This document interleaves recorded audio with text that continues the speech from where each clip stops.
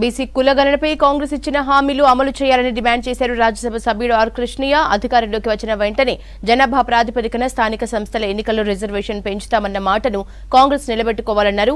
బీసీలకు 20% ఉన్న రిజర్వేషన్ను 50% పెంచాలని సీఎం రేవంత్ రెడ్డికి విజ్ఞప్తి చేశారు. హైదరాబాద్ కాచిగూడలో జాతీయ బీసీ సంక్షేమ సంఘం ఏర్పాటు చేసిన సమావేశంలో పాల్గొన్నారు ఆర్ కృష్ణయ్య. 10 ఏళ్లకోసారి లెక్కలు పెట్టి కులగణనలో కులతత్వం వస్తుంది. ఆ లెక్క పెడితే సిగ్గుందా వీళ్ళకు? బీసీ వ్యతిరేకులు వీళ్ళు. బీసీలు సిగ్గు ఉండాలి, తిని పడుకున్నాడు కాదు, తిరగబాటు చేయాలి. ప్రపంచంలో చూడు, చైనాలో ఎట్లా తిరుగుబాటు చేయాలి.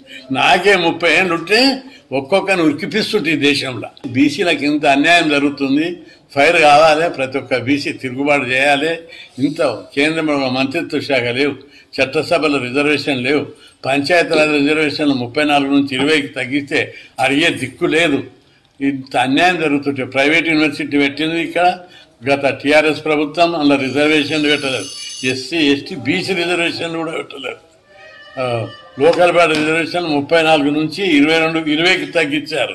ఈ విధంగా అడుగున బీసీలకు అన్యాయం జరుగుతుంటే ఇంకా బీసీలు ప్రేక్షక పాత్ర చేసే సమయం కాదు, పోరాడవలసినటువంటి సమయం ఆసన్నమైందని చెప్పి ఈ సందర్భంగా నేను హెచ్చరిస్తున్నా. ముఖ్యమంత్రి గారికి విజ్ఞప్తి చేస్తున్నాం. రాహుల్ గాంధీ గారు కాంగ్రెస్ పార్టీ వాళ్ళు బహిరంగంగా ఎలక్షన్ సమయంలోనే కులగణన చేయడానికి, జనగణనలో కులగణన చేయడానికి వాళ్ళ మద్దతు తెలపడం జరిగింది. వాళ్ళ ప్రభుత్వం వస్తే వాళ్ళు కులగణన చేస్తామని కూడా చెప్పారు. కాబట్టి మీకు ఆల్రెడీ బీహార్లో, తర్వాత ఇక్కడ ఆంధ్రప్రదేశ్లో ఆల్రెడీ కులగణన చేపడుతున్నారు. కాబట్టి తెలంగాణలో కూడా వీలైనంత తొందరగా కులగణన చేపట్టి దాని ప్రకారము స్థానిక సంస్థలలో తగిన రిజర్వేషన్లతో హామీ ఇచ్చిన ప్రకారం చేయాలని చెప్పేసి మేము కొత్త ప్రభుత్వాన్ని కోరడం జరుగుతుంది.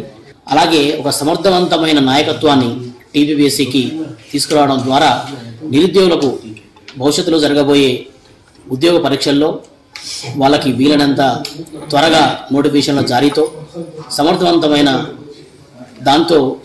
పరీక్ష నిర్వహణ ద్వారా వీలైనంత త్వరగా ఈ నష్టపోయిన బీసీ వర్గాలకు, విద్యార్థులకు, నిరుద్యోగులందరికీ కూడా వీలైనంత త్వరగా న్యాయం చేయాలని